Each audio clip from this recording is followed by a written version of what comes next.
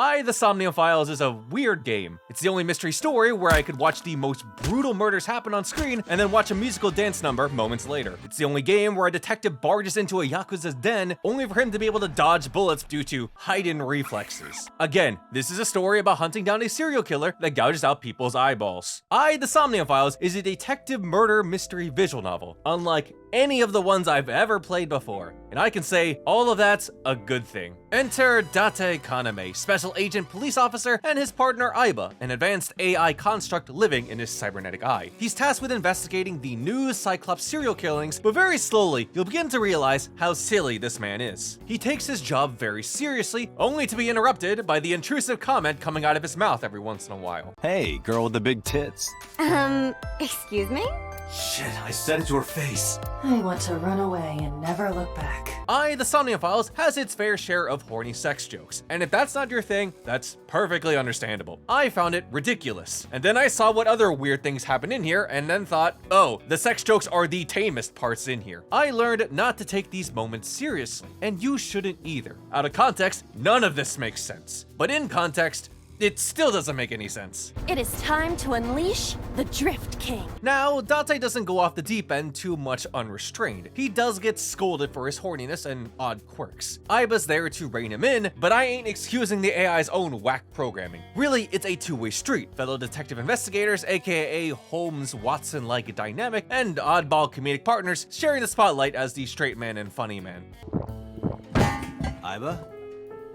AIba! That said, Date doesn't just have AIba scolding him. The other characters do as well, simply because he's the adult in the room. Yes, his greatest enemy might be the elusive, deranged killer, but his greatest annoyance are the ones 10 inches shorter than him. I'm a fan of Date Kaname, part-time special agent detective ex-Inception dream diver, and part-time unassuming father to 2 adopted daughters, a bubbly teenage pop idol obsessed with Minecraft, and a sassy rebellious 12-year-old holding a mean-looking pipe. He does a understandably decent job dealing with both of them, especially considering the danger. Sure, everything I mentioned prior makes this investigation case look like one glorified absurdish comedy show, but I could equally argue this case is one elaborate sci-fi horror program. And I'll have you know, I'm a fan of detective stories where suffering builds character. It gets depressing in here, seeing all these visualizations of all these serial murders and the corpses of the victims, both in the surreal dream sequences and in real life. The Somnium Files is not a horror game, but some of these corpses are pretty ghastly, much to the fact that the story really made me dread seeing another body come up. There's some pretty tense situations in here, the metaphorical clock ticking to prevent the worst possible scenario from happening, and the music does not make it any better. I may find these characters irritating,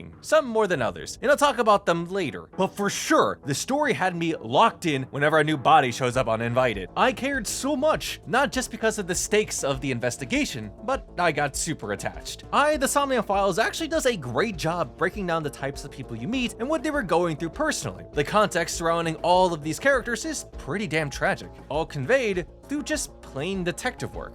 Well, if you also include the diving into the dream minds of people to uncover their hidden secrets. The gameplay is separated into 2 parts. There's your typical investigation segments where you go around asking people questions and investigating the crime scene, point and click style. A fair amount of information is conveyed to you this way. A fair amount of non-information is also conveyed to you this way too. It's always amusing to see what wacky stuff happens in some of the choices, but I also like how it's never required and you can just go after the dialogue that tells you the important things you need to know. I do wish that there were more interrogation segments, piecing together all of the evidence with that kick-ass song playing in the background. Gives me that full detective experience. Way more than fumbling around and asking someone like Kaneza for autopsy reports. Kagami. Really, for as much as you visit certain people and places multiple times only to come back with like pretty much nothing, to which I found very annoying, that's when the real fun investigation starts. The Somniums are interesting. The inner dream world of a mind varies from person to person. Some normal, some strange, and others far more traumatizing. But all of them are equally surreal in design and function. In one instance, I'm in a teenage girl's version of Minecraft, and in another, I'm in the most psychedelic looking haunted murder house. Gameplay-wise, they act like timed logic puzzles, where you're tasked with finding the solutions to the room to open mental locks, all within a time limit. If you're not aware, the Somnium Files was written and directed by one Kotaro Uchikoshi, the man behind the Zero Escape games, visual novel adventure games full of logic puzzles and escape rooms, and this game's gameplay is no different.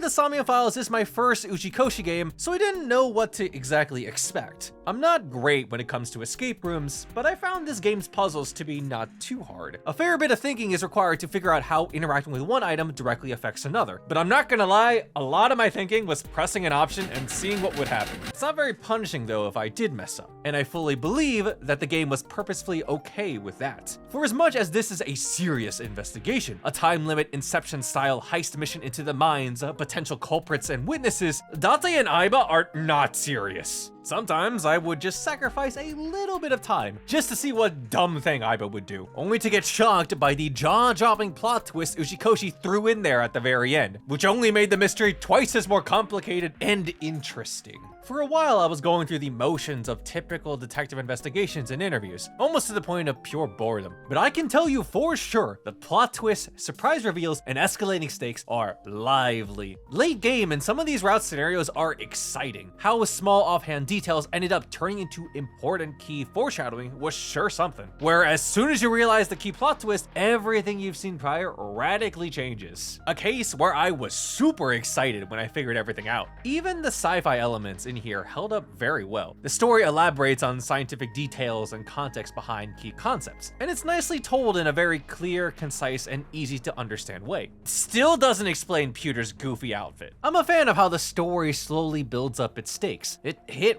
really hard, and honestly, it wouldn't have made that impact if it wasn't for the characters, despite how much I wanted to throw a few of them. Date, wait. I can say I dislike a handful of the characters in here, but I wouldn't want them taken out of the story. Oda's an annoying runt with very little redeeming qualities, but I enjoyed reading his route. Momo's a zealous creep, but he helps out an abnormal amount. I'm convinced Boss is the most useless character in this game, but she aura farms just enough to barely get by. All of these quirky characters have a certain charm to them. That feeling grew more and more throughout the story and conversations, and when the story really wanted to get serious with their backstories and life circumstances, I appreciated them more and more. From an analytical standpoint, there's this underlying theme of family and the intimate relationships between people close together, even if they aren't blood related. The motivations these people have, the subtle behaviors they show as affection, and the actions they take for the sake of someone important to them is real moving. Mizuki and her story route is the clear highlight I want to point out as the visual novel's emotional core. I absolutely loved this. Oda's route, despite how much I want to punt this 24-year-old runt, was a solid character arc. Meanwhile, Iris and the resolution routes are both deeply tragic and also a big eye-opening to the overall mystery. And to think, this is a story where this happens. A permanent fire, cold frost on the pyre, fruit never expires,